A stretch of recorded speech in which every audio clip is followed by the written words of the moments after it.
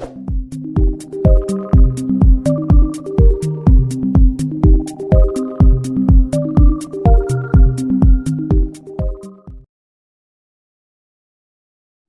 करते हैं 15.1 का फोर्थ क्वेश्चन या चौथा क्वेश्चन।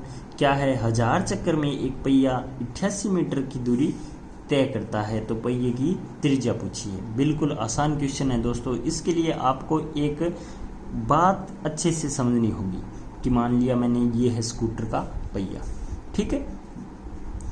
अब देखिए, आप इस पहिए को एक चक्कर पूरा करते हो तो ये कितनी दूरी तय करेगा, ये बात आपको आनी चाहिए। ये पूरी बाहर की परिधि है, तो परिधि अपने पास अपने को पता है कितनी होती है, 2πr। तो यहाँ से जब ये चल के वापस इसी बिंदु पे आएगा तो कितनी दूरी तय करेगा, 2πr दूरी तय करेगा। ये बात आपको आनी चाहिए। तो मैं कह सकता हूँ एक चक्कर में तय दूरी। ये चीज़ अगर आपको समझ में आ गई तो ये क्वेश्चन बिल्कुल सिंपल हो जाएगा। ऐसे बहुत से सारे क्वेश्चन आप कर। तो क्वेश्चन वाले ने क्या कहा है, 100 चक्कर चला है, तो ये 100 से मल्टीप्लाई कर दूं 2πr को, तो ये कितना हो गया, 100 चक्कर में तय दूरी। और क्वेश्चन वाला कह रहा है 100 चक्करों में कितनी दूरी तय की है, 88 मीटर। तो अपने क्या रख दिया, इनको इक्वल रख दिया। अब देखिए, इस जो बना है अपने पास फॉर्मेट, इसमें अपने पास 100 है, 2 है, पाई है, तो इसकी वैल्यू पता ही होती है 22/7। आर जो कि अपने को ज्ञात करना है इक्वल है 88, तो अपने क्या ज्ञात करना है, आर ज्ञात करना है। तो एक अज्ञात राशि वो अपने से अपने निकाल लेंगे। देखिए 100 गुणा 2 गुणा 22/7 गुणा आर बराबर 88। अब क्या काम कर दूं, जो नीचे है वो ऊपर चला गया अंश में और जो हर में है वो अंश में। तो हल कीजिए, कितना आया 88 मल्टीप्लाई 7 से, और नीचे है 100, 2 है और 22 है। अब देखिए 22 को 88 में भाग दिया तो कितनी बार गया, 4 बार। फिर 2 का 4 में भाग 2 बार गया, तो ऊपर क्या बचा मेरे पास, 2 गुणा 7, नीचे बचा 100। ठीक है दोस्तों। अब देखिए, तो ऊपर आ गया 14/100, तो इसका आंसर कितना आया, आर बराबर 0.14 मीटर। ठीक है दोस्तों, ये आ गई अपने पास त्रिज्या। अब क्या है, इसको आप सेमी में भी चेंज कर सकते हो। तो 1 मीटर बराबर होता है 100 सेमी। तो इसको 100 से गुणा कर दीजिए, वो किस में आ जाएगी, त्रिज्या सेमी में आ जाएगी। जैसे आर बराबर 0.14 गुणा 100, आगे सेमी लिख दीजिए, तो ये कितनी आई, 14 सेमी त्रिज्या आ गई अपने पास। ठीक है दोस्तों, बिल्कुल आसान क्वेश्चन है। आप चैप्टर के क्वेश्चन सारे करके देखें, बार बार करोगे तो अभ्यास से आपका चैप्टर दोस्तों चैप्टर 15.1 का 5वां क्वेश्चन क्या है, एक वर्ताकार प्लेट का क्षेत्रफल दिया है 154 वर्ग सेमी, तो इसकी त्रिज्या ज्ञात कीजिए। दोस्तों अपने पहले क्या था, परिधि दी थी और क्या ज्ञात किया था, क्षेत्रफल ज्ञात किया था। अब क्या क्षेत्रफल दे दिया, परिधि ज्ञात करनी है। ऐसा क्वेश्चन हमने पहले कर चुके हैं। बिल्कुल आसान क्वेश्चन है दोस्तों। जो दिया है मतलब क्षेत्रफल, तो क्षेत्रफल से कोई ऐसी चीज़ निकालिए और उसका मान किस में रख दीजिए, परिधि में। तो देखिए वृत्त का क्षेत्रफल क्या होता है, πr²। और इसने कहा है वृत्त का क्षेत्रफल कितना दिया है, 154 वर्ग सेमी स्क्वायर।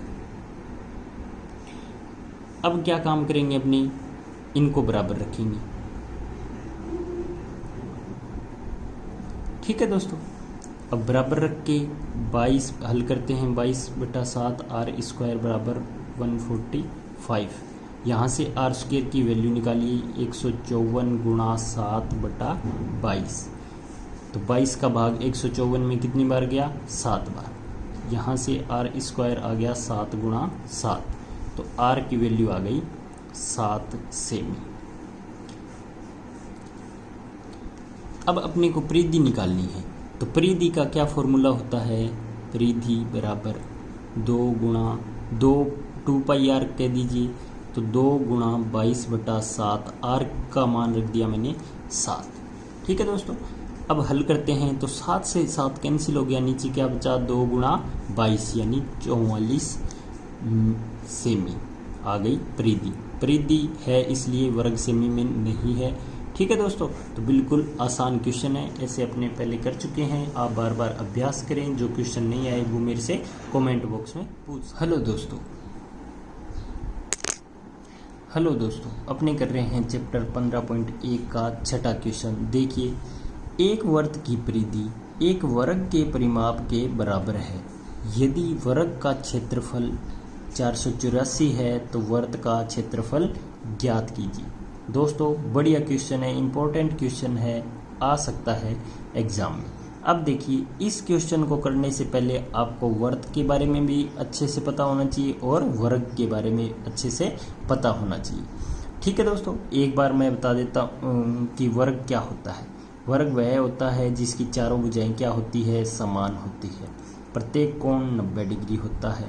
ठीक है, और विकर्ण क्या होते हैं, बराबर होते हैं। वर्ग का क्षेत्रफल होता है ए स्क्वायर, जहां ए क्या है, इसकी भुजा है। परिमाप होता है 4a यानी चारों भुजाओं का योग, ए और ये ए। ठीक है, ये है वर्ग के बारे में। अब देखिए दोस्तों, अपने वर्ग के बारे में जानते हैं। जैसे परिधि, तो वर्ग की परिधि कितनी होती है 2πr, और ज्ञात क्या करना है, क्षेत्रफल। तो सबसे पहले फॉर्मूले लिख लेता हूँ, πr²। अब जो क्वेश्चन वाला कह रहा है वैसे वैसे करते जाइए। ये कह रहा है वर्ग की परिधि वर्ग के परिमाप के बराबर है, यानी ये परिधि और ये परिमाप क्या है, बराबर। तो बराबर रख दीजिए 2πr = 4a। एक कंडीशन तो ये होगी। ठीक है दोस्तों, अब इसने कहा है कि वर्ग का क्षेत्रफल कितना है, 484 है।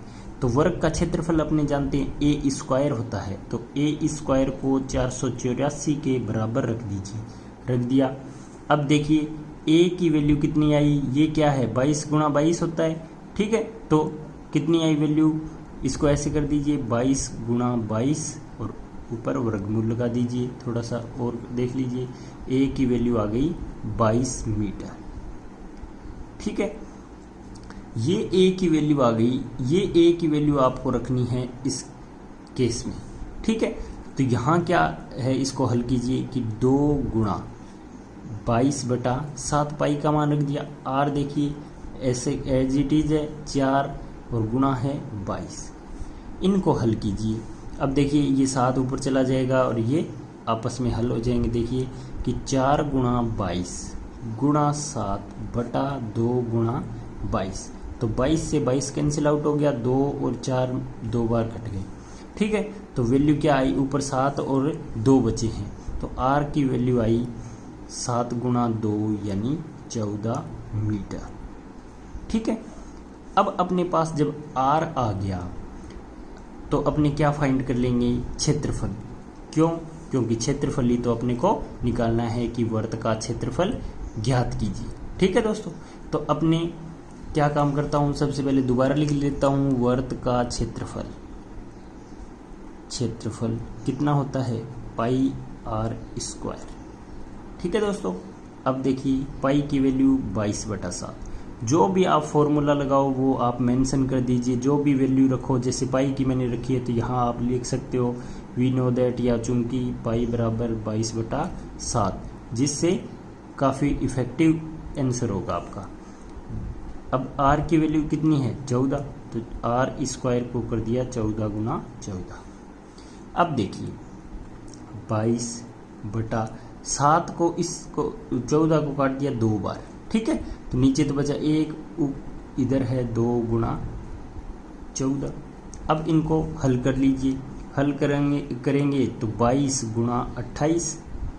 ठीक है दोस्तों, अब 28 का मल्टीप्लाई कर लीजिए, 22 से किया 56, ये कितनी आई 6, 1 और ये 6, यानी वर्ग का क्षेत्रफल कितना आ गया, वर्ग का क्षेत्रफल आ गया 616 वर्ग मीटर, जो कि अपने को निकालना था। दोस्तों इम्पोर्टेंट क्वेश्चन है, अच्छा क्वेश्चन है, कॉन्सेप्ट बेस्ड क्वेश्चन है। आप इसको बार बार करके देखिए, अच्छे से इम्पोर्टेंट लगा लीजिए, ये क्वेश्चन एग्जाम में आ सकता है। थैंक यू दोस्तों।